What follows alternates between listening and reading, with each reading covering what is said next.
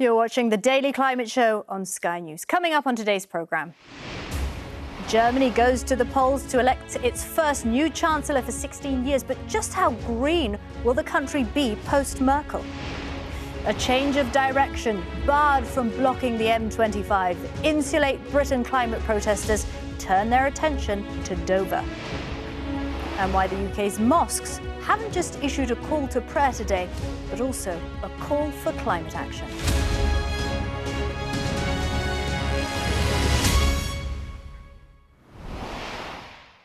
Hello and welcome to the UK's only daily climate news show, where we track the changes happening to our world right now and challenge those coming up with the solutions.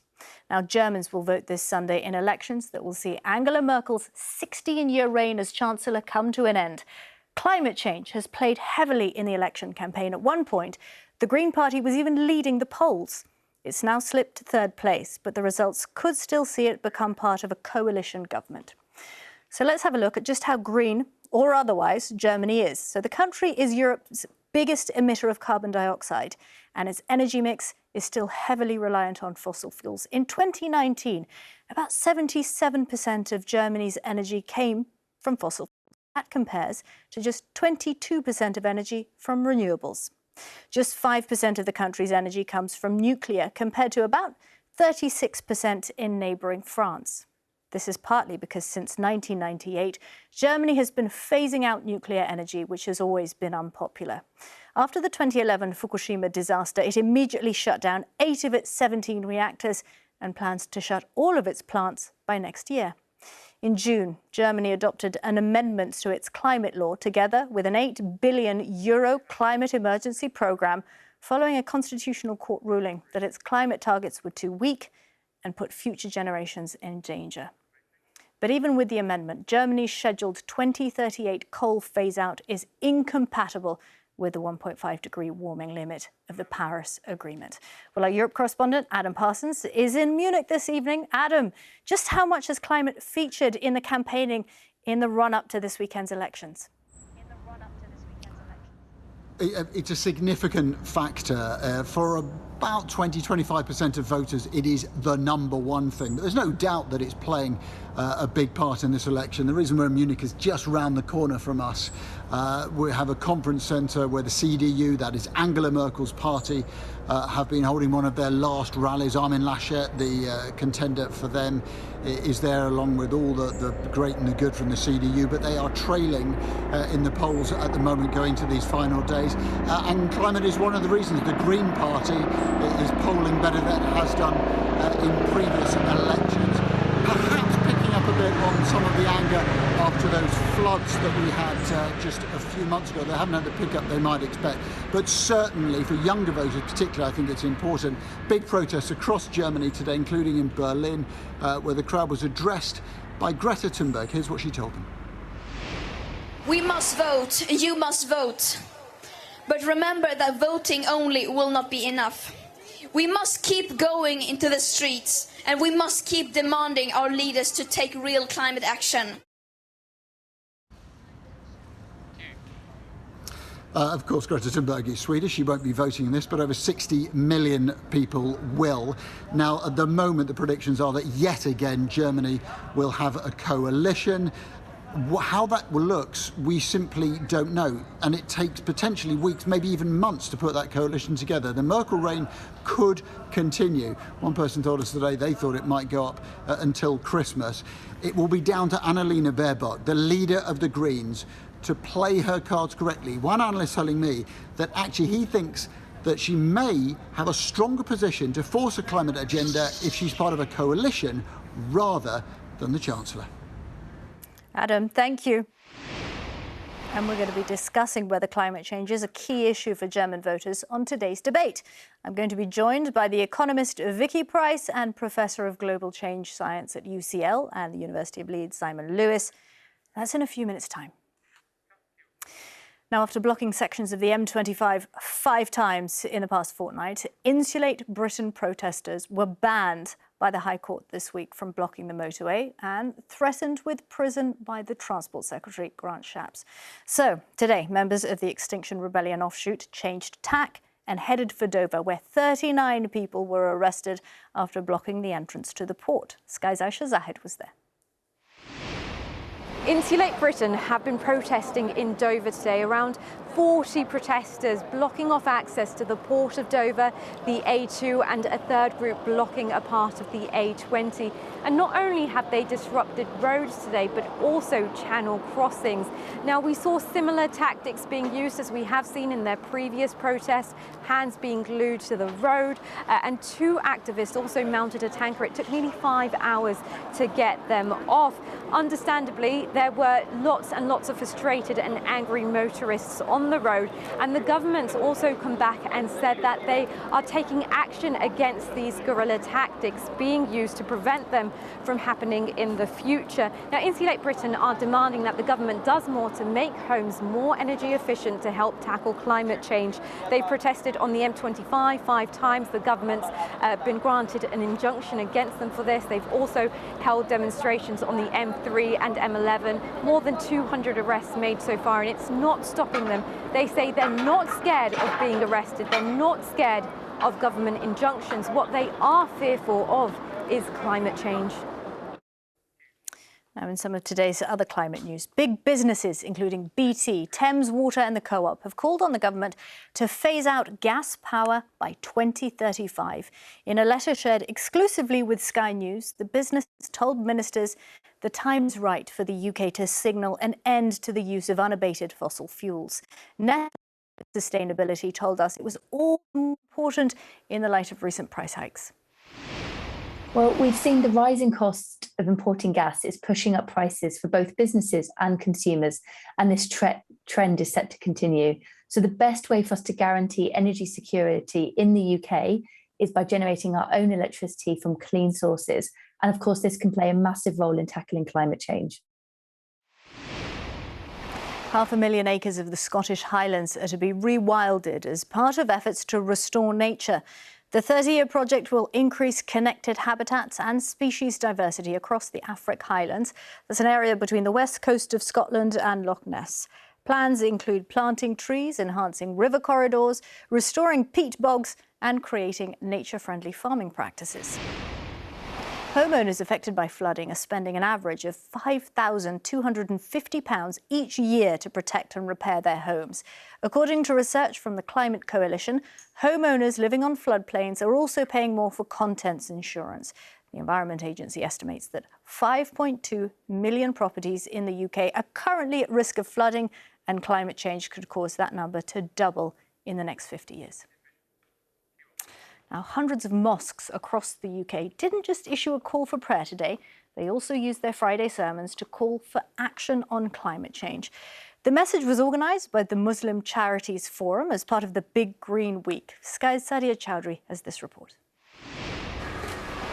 Zeki Ismail is a farm shop owner who doesn't like to give his customers much choice. Chicken, duck, turkey. It doesn't matter what you go for here.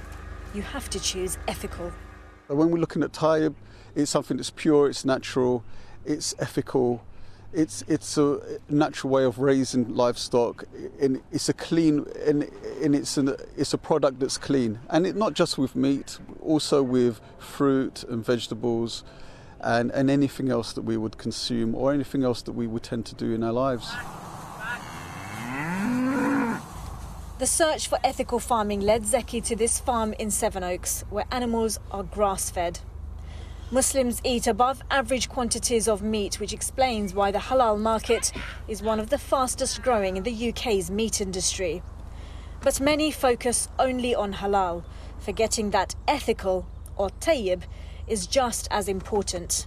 A more Islamic diet, Muslim communities could have a big impact on how we tackle climate change on British farms. Eat those foods that are halal and that are also pure for you as well. Today at Friday prayers across the country, a reminder that fussy eaters will go to heaven.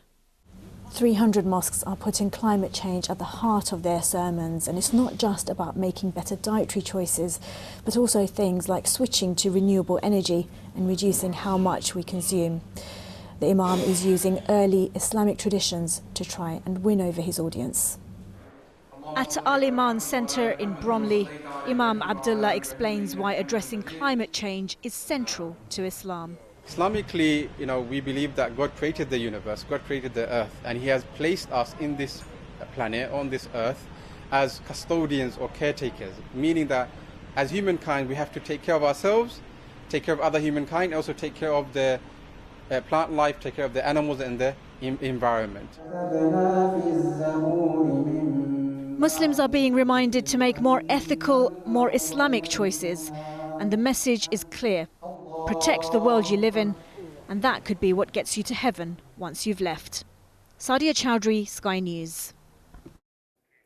Do stay with us, because coming up after the break, I'm going to be joined by the economist Vicky Price and Professor of Global Change Science Simon Lewis, and we're going to be discussing if Germany is a climate change leader and whether it's realistic for the UK to phase out gas power by 2035. Back in a moment. The weather stays fairly quiet and warm over the weekend. We could see daytime highs up to around 24, even 25 degrees Celsius. There's a good deal of dry weather around too, but also large amounts of cloud at times, early mist and fog in the south, and later on we'll see some more persistent rain working its way in towards the northwest, although it'll be Sunday before it comes through. So a largely fine day, top temperatures again around 24, even 25 degrees Celsius. Fairly breezy with strong winds in the north, so air pollution levels will be low.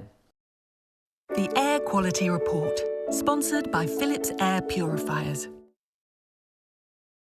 Hello and welcome back to the Daily Climate Show here on Sky News. And we're getting straight to discussing the climate issues of the day with the economist Vicky Price and Simon Lewis, Professor of Global Change Science at UCL and the University of Leeds. There they are. And we've been looking ahead of Sunday's German election that will see the end of Angela Merkel's 16 years in power at the country's green credentials. The climate has featured heavily in the election campaign. But is Germany as green as it would like to think? Simon and Vicky, thank you so much for joining us. Simon, let's start with you. Just how green is Germany? Germany's not that green in that about a quarter of its electricity is coming from coal-fired power stations, very polluting, and is coming from the worst kind of coal, lignite. And it doesn't have a phase out until 2038.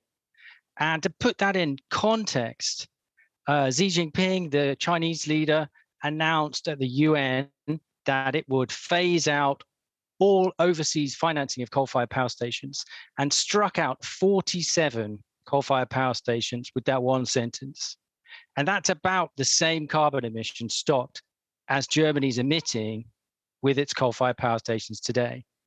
And on cars, it doesn't have any phase-out date for ending the sale of new petrol and diesel cars.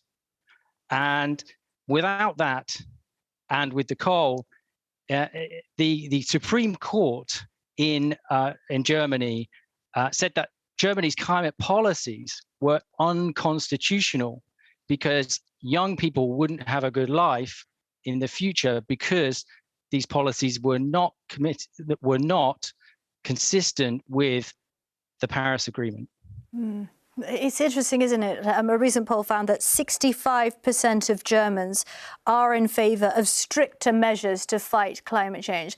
Vicky, what do you think? It's interesting that the Greens are in third place. You'd think with that sort of public support, they'd be right up there in first, wouldn't you? You would indeed, but of course we must remember that Germany is a major manufacturing country. It has a much larger percentage of manufacturing in its GDP than is the case in the UK. So phasing out all that, because lots of energy intensive sectors there, which will find it difficult to move to using cleaner energy, because basically not much cleaner energy is necessarily supplied. And what is going on right now, of course, is that Germany is relying heavily on gas that comes out of Russia. It has said it's going to stop any new nuclear, and of course that's being phased out.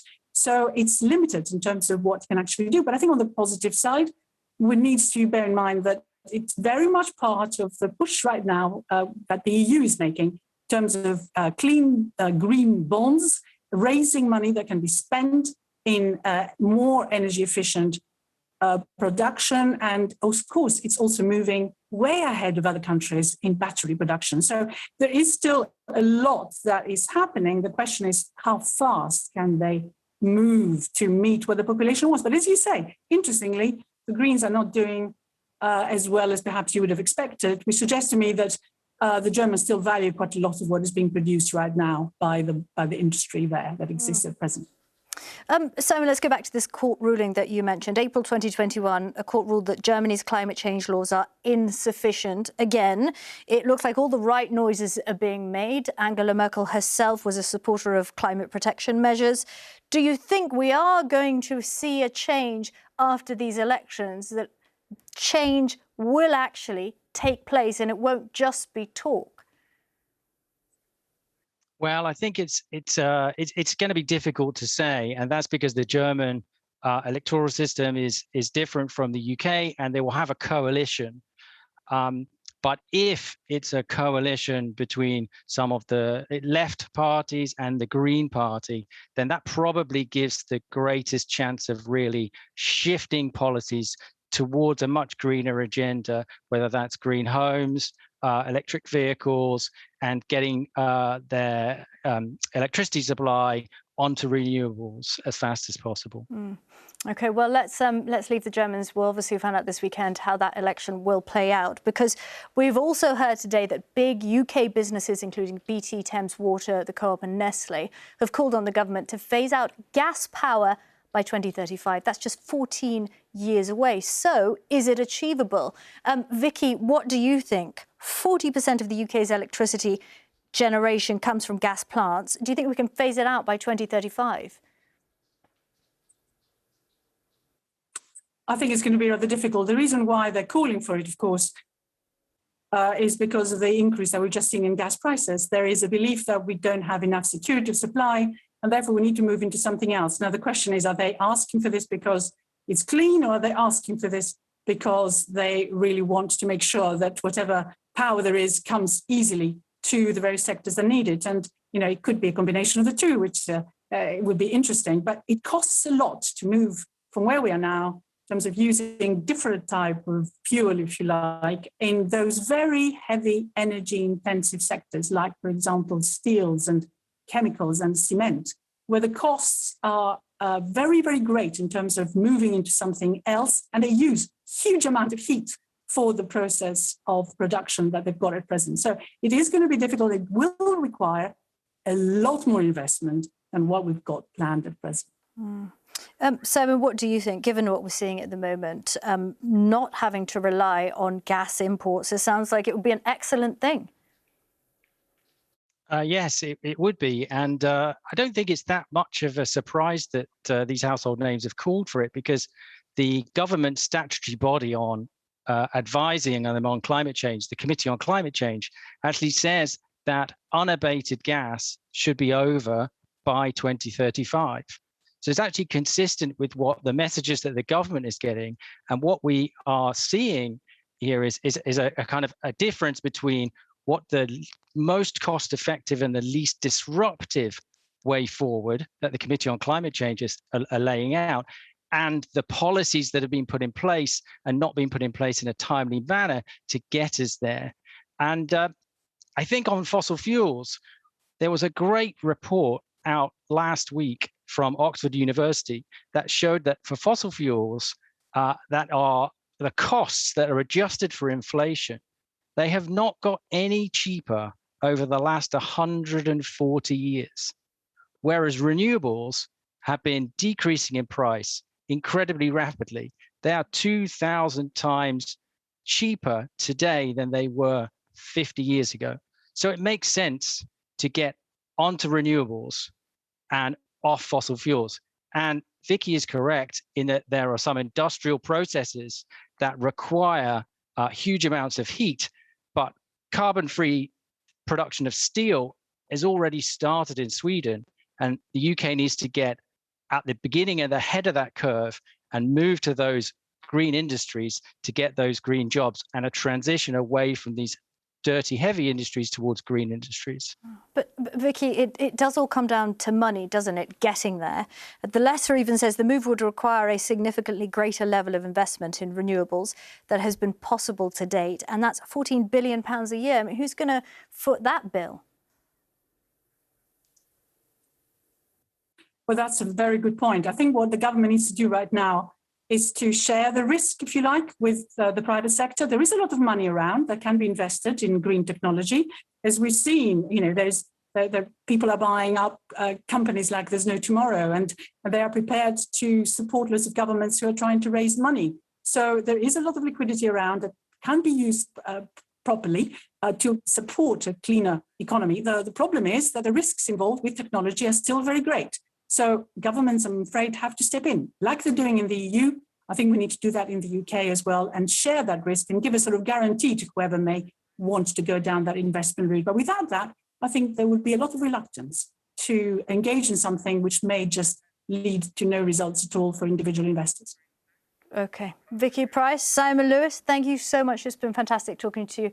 Have a great weekend. Thank you. That's everything from us for this week, but do stay tuned because coming up next on Sky News tonight, ministers hold crisis talks on how the national shortage of lorry drivers can be resolved as queues at several petrol stations continue to grow. Thanks for watching. See you next time.